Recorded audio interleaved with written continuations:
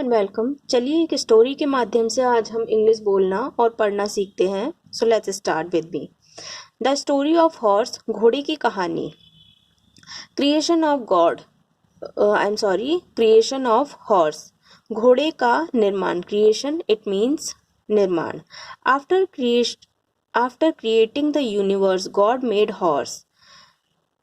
विश्व के निर्माण के उपरांत ईश्वर ने घोड़ा बनाया। It was without horn and claws and no taste for battle. इसको जब भगवान ने इसको पहली बार बनाया तो इसके हॉर्न यानी कि सींग नहीं थे और पंजे नहीं थे तथा उसे लड़ाई में भी कोई इंटरेस्ट नहीं था। The horse like freedom, horse को स्वतंत्रता पसंद थी। It was fond of only running and running, उसे सिर्फ दौड़ना पसंद था। God was delighted to see horse running freely in open field, खुले मैदानों में। ओपन फील्ड, खुले मैदानों में घोड़े को स्वतंत्रता पूर्वक दौड़ते देखकर ईश्वर को प्रसन्नता हुई। डिलाइटेड टू सी, स्वतंत्रता पूर्वक देखकर। डिलाइटेड टू सी, देखकर बहुत प्रसन्न। अब ये जो वर्ड है यहाँ पर delighted to see, I am very happy delighted to see you. ठीक है, इसे हम डेली लाइफ में भी यूज कर सकते हैं इस वर्ड को। तो देखिए हमने स्टोरी के माध्यम से ऐसे ही धीरे धीरे वर्ड्स निकालेंगे और उनको हम अपनी बेसिक लाइफ में भी उसको यूज करने की कोशिश करेंगे। मैन कॉट, कैच की सेकंड फॉर्म है क्योंकि stories always most of the stories past में बनती हैं, इसलिए हम सेकंड फॉर्म यहाँ पर यूज करेंगे। Caught, tamed and enslave horse, मनुष्य ने घोड़े को पकड़ा, पालतू बनाया। एंड दास बनाया, एनस्लेव्ड यानी कि दास। ठीक है, टेम्ड यानी कि पालतू। इसके बारे में 3 लाइनें पढ़ेंगे। Man saw horse running aimlessly, मनुष्य ने घोड़े को निरर्थक दौड़ते देखा। एमलेसली यानी कि कोई अंत नहीं, बस वो दौड़ता गया और दौड़ता गया। He caught it and kept it in a close room, उसने उसको पकड़ा। कॉट, फिर हम सेकंड फॉर्म यूज करेंगे एंड केप्ट, उसे बंद करके रखा। केप्ट, देखिए हम रखा तो हर रख दो रखा है ना, तो हम कीप को यूज करेंगे। यहाँ स्टोरी में हमने सेकंड फॉर्म यूज की है, कीप की सेकंड फॉर्म होती है केप्ट। तो मनुष्य ने क्या किया, उसने घोड़े को पकड़ लिया और उसे बंद कमरे में रखा। बाय एंड बाय, धीरे धीरे। अब देखिए धीरे धीरे हम किसी भी बच्चे से कहते हैं कि बच्चे तेज मत भागो, तो कैसे कहेंगे, बाय एंड बाय। ठीक है, तो धीरे एंड धीरे, by and by the horse had to become slave of man, धीरे धीरे घोड़े को मनुष्य का दास बनना पड़ा। हैव टू, जब हमें कोई भी चीज इन पास्ट करी जाती है मजबूरी में तो हम किस वर्ब का यूज करेंगे, हेल्पिंग वर्ब का हम यूज करेंगे हैव टू का। I have to do this, मैं करना नहीं चाहती थी लेकिन I shouldn't be but I have to be. Okay, मुझे करना पड़ा, have to. So next line है the horse become a sufferer at the hand of man, घोड़ा मनुष्य के हाथों दुख पाने लगा। सफरर यानी कि वेरी दुखी, पाने लगा। नेक्स्ट हेडिंग है द क्रिएटर्स इंक्वायरी, जिसने घोड़ा बनाया यानी भगवान ने, उन्होंने इंक्वायरी की यानी पूछताछ, इंक्वायरी यानी कि पूछताछ की। God heard a painful neighing of the horse, हिनहिनाहट। नेइंग यानी कि घोड़े की जो आवाज होती है उसको हम बोलेंगे नेइंग।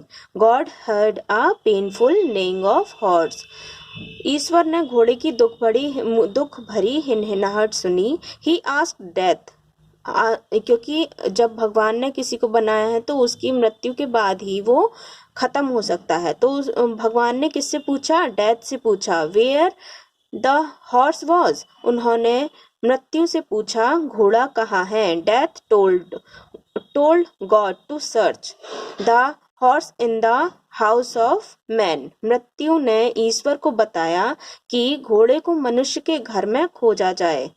गॉड एंड मैन, अब गॉड और मैन यानी कि भगवान और मैन यानी कि मनुष्य का कॉन्वर्सेशन होएगा यहाँ पे। God found horse in a pitiable condition in the house of man, मनुष्य के घर में ईश्वर ने घोड़े को दयनीय अवस्था यानी पिटिएबल कंडीशन में घोड़े को देखा। He asked man to set the horse free, उसने मनुष्य से घोड़े को स्वतंत्र कर देने को कहा। Man did not like God's suggestion, मनुष्य को ईश्वर सजेशन यानी कि सुझाव, मनुष्य को भगवान का सुझाव पसंद नहीं आया। मैन बीफूल्ड गॉड, मनुष्य ने ईश्वर को मूर्ख बनाया। कैसे मूर्ख बनाया ये हम जानते हैं। Man told God that the horse was happy with him and want, जब भी हम इन फ्यूचर भविष्य में यानी कि विल के साथ नॉट यूज करेंगे तो वॉन्ट का प्रयोग करेंगे। ठीक है, अभी हम एक्सप्लेन करेंगे इन हिंदी में। Like a happy life if set free, मनुष्य ने ईश्वर को बताया कि घोड़ा उनके पास सुखी है और स्वतंत्र होने पर, ठीक है, स्वतंत्र होने पर फ्री यानी कि स्वतंत्र होने पर कर दिए जाने पर घोड़े का जीवन सुखी नहीं रहेगा। ठीक है, इन फ्यूचर नहीं रहेगा, विल नॉट यानी कि वॉन्ट लाइक। ठीक, नेक्स्ट है in support to his statement man tied together the front legs of the horse and set it free, अपने कथन की पुष्टि में यानी कि अपने स्टेटमेंट को पूरा करने के अपने कथन की पुष्टि में या सपोर्ट ऑफ हिज स्टेटमेंट, अपने कथन को सही करने के लिए उसने क्या किया, मनुष्य ने घोड़े के अगले पैर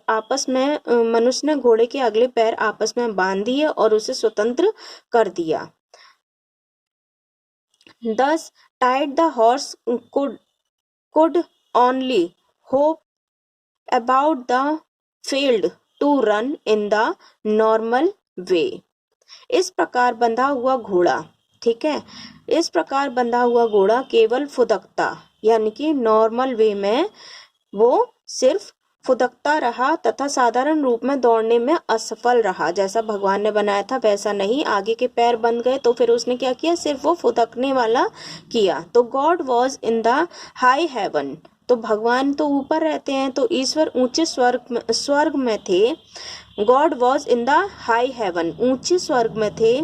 therefore he could see only the hopping यानी कि उसका फुदकना, ठीक है, अगली टांगों से उसका फुदकना यानी hopping horse, but not the cord tying it front legs. तो कैसे पढ़ेंगे, इस प्रकार, देयरफॉर यानी कि इस कारण, ईश्वर को केवल फुदकता हुआ, ओनली होपिंग हॉर्स, ठीक है, भगवान सिर्फ उसके होपिंग हॉर्स यानी फुदकता हुआ घोड़ा देख पाए, but not the cord tied, आगे बंधी हुई रस्सी को, अगली टांगों को बंधी हुई रस्सी दिखाई नहीं दी। सो नेक्स्ट है गॉड फेल्ट अशेम्ड, ईश्वर लज्जित हुए, अशेम्ड यानी कि लज्जित होना। यू अशेम्ड मी, जैसे कहते हैं ना किसी को, अब अशेम्ड वर्ड हम रियल लाइफ में भी यूज कर सकते हैं, जैसे आपने मुझे लज्जित किया तो कैसे करेंगे, यू अशेम्ड मी। तो God saw the hopping horse and felt ashamed on his faulty creation, faulty यानी दोषपूर्ण निर्माण, ईश्वर ने घोड़े को फुदकते हुए देखा और वह अपने दोषयुक्त यानी कि फॉल्टी यानी कि फॉल्टी क्रिएशन, दोषपूर्ण क्रिएशन यानी कि थोड़ा दोषपूर्ण क्रिएशन देखते हुए वह क्या हुए, अशेम्ड हुए। फेल्ट अशेम्ड या फील का सेकंड फॉर्म आएगा फेल्ट, जैसे हमें यू फील अशेम्ड मी, ठीक है, आपने मुझे शर्मिंदा किया, तो फील बोलेंगे प्रेजेंट में और फेल्ट बोलेंगे पास्ट में। नेक्स्ट है द एंड। द एंड क्या होगा? Looking at the disability of the horse God allowed man to keep the horse in his service for ever. उपसंहार यानी कि एंड में हम क्या बोलेंगे? घोड़े को असमर्थ, डिसेबिलिटी यानी कि एबिलिटी का सेकंड, एबिलिटी का ऑपोजिट होगा डिसेबिलिटी।